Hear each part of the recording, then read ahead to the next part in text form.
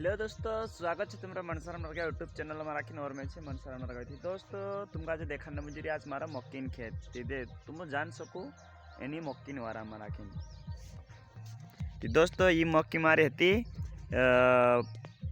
पानी बहुत कम पड़लो आम राखी बारिश कम से कम महन खराब रोली तेरे पूरी तरह से मतलब मरला जैसे हेगिली। मतलब मारे अंदाज से लागतलो कि काही डुडा नहीं फोड़े ने काही इस साल काही मक्की नहीं पाके असं लागतलो। पर जसं पाणी पड़ी तशी ही मक्की अतरे जोरदार निकली कि तेरे में राखी खत बीज भी लागो ही थी। तुमका इंदिरा भुट्टा देखाड़ो में डुडा थी। दोस्तों ये तो धड़े छे ये डुडा फोड़ दी मक्की दुई दुई डुडा। और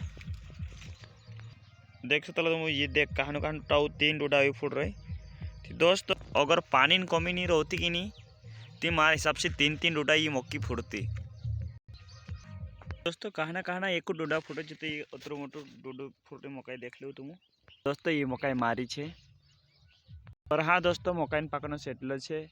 चाकरी जो जरा कहतलो दवा खात न और इन्हें पानी चाहते जानना।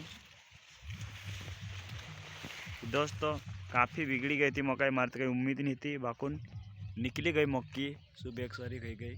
ये